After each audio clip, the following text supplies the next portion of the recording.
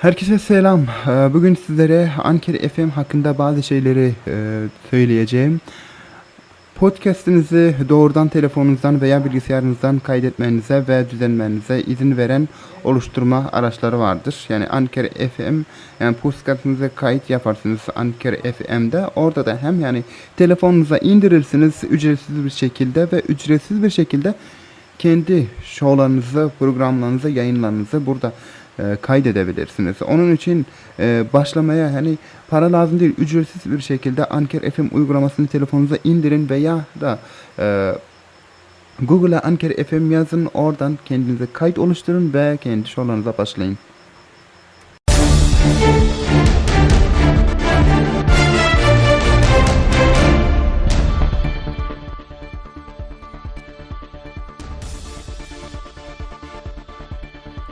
به نام خدا، با عرض سلام با مجموع خبرهای این ساعت از رادیو ترکمن FM با من ابراهیم حمیدی خوش آمدین.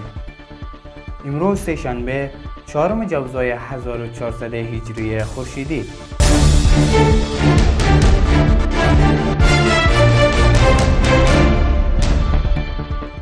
کشته شدن یکی از قماندانان برجسته طالبان در ولایت فاریاب. شب گذشته در نتیجه درگیری میان نیروهای امنیتی و طالبان تروریست، قاری جابر یکی از قماندانان برجسته طالبان در روستای کتقشلاق مربوط ولسوالی خوجه سبزپوش ولایت فاریاب کشته و یک فرمانده برجسته دیگرشان به نام بشیر مشهور به حمزه زخمی شد. این دو فرد تروریست سازماندهی بیشتر حمله های تروریستی به ویژه حمله های چریکی در مربوطات ولسوالی خوجه سبزپوش ولایت فاریاب را به عهده داشتند.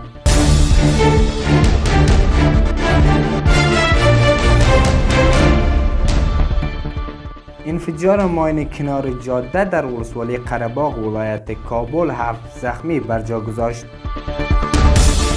در نتیجه انفجار یک ماین کنار جاده در ولسوالی قره‌باغ ولایت کابل 7 تن به شمول 4 غیر نظامی زخمی شدند. محمد حنیف صدیقی ولسوال قره‌باغ ولایت کابل با تایید این خبر به رسانه‌ها گفت که این ماین یک تانک نیروهای ارتش را که در حال گشت زنی بود هدف قرار داده است. این رویداد ساعت 8 صبح روز سه‌شنبه 4 جوزا رخ داده است.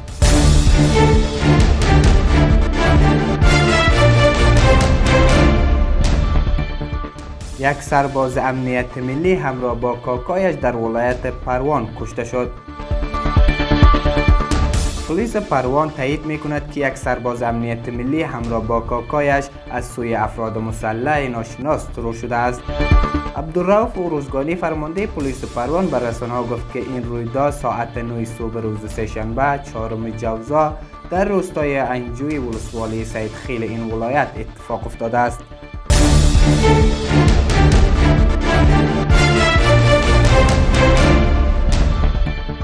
نیروهای ارتش 41 نفر را از زندان طالبان در ولایت هرات آزاد کردند. در پی اجرای عملیات ویژه نیروهای ارتش در هرات 41 تن از زندان طالبان رها شدند. در خبرنامه‌ای که از سوی دفتر والی هرات روز سه‌شنبه 4 جوزا نشر شد گفته شده است نیروهای امنیتی در یک عملیات کماندویی 41 زندانی را که 19 تن آنان نظامی هستند از زندان طالبان در ولسوالی پشتون زرغون هرات آزاد کردند. این عملیات را کماندوهای قوای خاص و لوای دوم غرب دوشنبه شب 3 جوزا در روستای ماوارای ولسوالی پشتون زرغون هرات اجرا کردند که در نتیجه 41 تن از زندان طالبان آزاد شدند.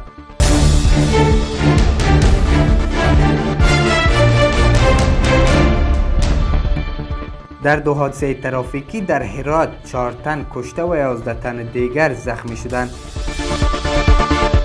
در پی وقوع 2 رویداد جداگانه ترافیکی در ولایت هرات 4 تن کشته و 11 تن دیگر زخمی شدند.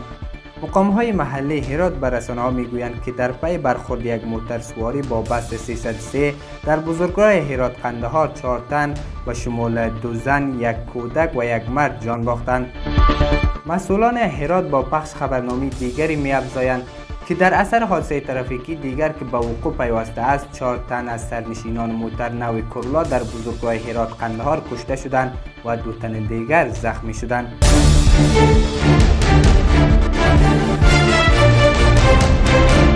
حمله طالبان بر ولسوالی دوآب ولایت نورستان عقب زده شد.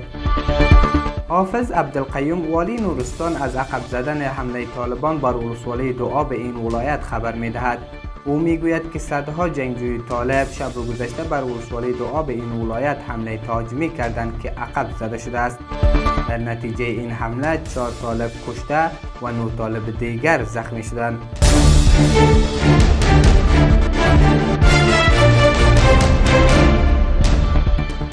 رئیس سابق پشتنی بانک به اتهام اختلاس $900,000 محکوم به زندان شد. دادگاه عالی اعلام کرد که محکمه استیناب رسیدگی به جرایم سنگین فساد اداری رئیس اسبق از پشتنی بانک و شریکان جرمی او را به اتهام اختلاس به 5 سال و 1 ماه زندان محکوم به مجازات کرده است. احمد فهیم رئیس مطالعات حقوقی و قضایی و سخنگوی دادگاه عالی به رسانه‌ها گفت که نشست قضایی حیات الله دایانی رئیس سابق پشتنی بانک به اتهام اختلاس $900,000 به عنوان فاعل قضیه، عبدالهادی مدیر نمایندگی و عضو کمیته کردیت پشتنی بانک، نصیر احمد آمر سابق مالی و اداری کمیته کردیت پشتنی بانک و دل آقا مدیر محاسبه پشتنی بانک به حیث شریکان جرمی اش که روز سه‌شنبه 4 جوزا برگزار شد محکوم به زندان شدند.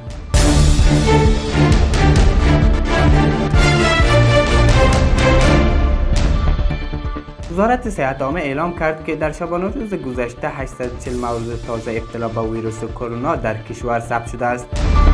طبق اعلام این وزارت 19 بیمار کرونایی نیز در شبانه روز گذشته جان باختند.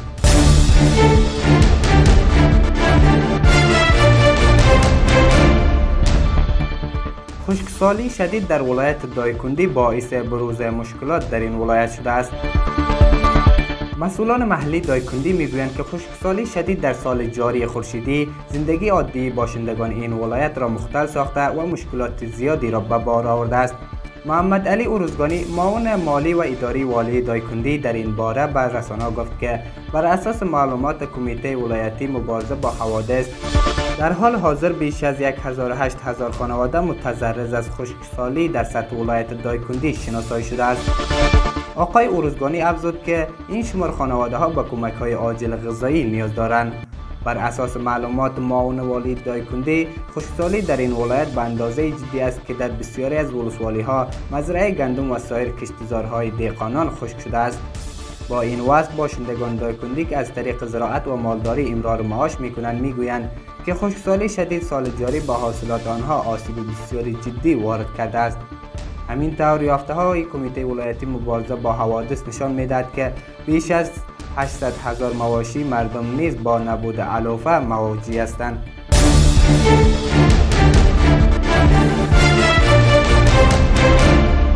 وزارت صحت عامه ایران اعلام کرده است که در شبانه روز اخیر 208 ایرانی دیگر به دلیل ابتلا به ویروس کرونا جان خود را از دست دادند. معاون وزارت صحت عامه ایران میگوید که آمار واقعی کشته شدگان 2 برابر این رقم می باشد. بر اساس آمار رسمی در شبانه روز اخیر 11,873 بیمار جدید مبتلا به ویروس کرونا در ایران شناسایی شده است.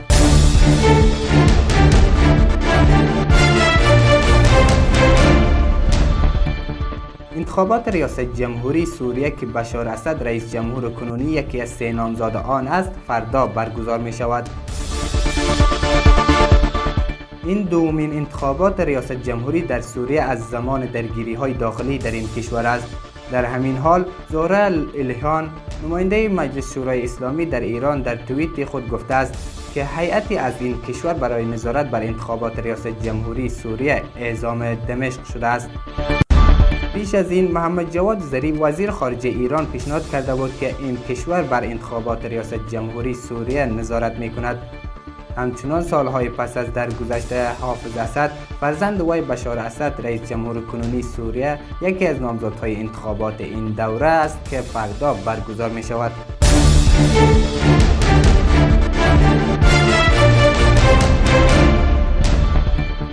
این بود مجموع خبرهای این ساعت که از رادیو ترکمن FM بر شما تقدیم شد. تا خبرهای بعد خدایار و نگهدارتان.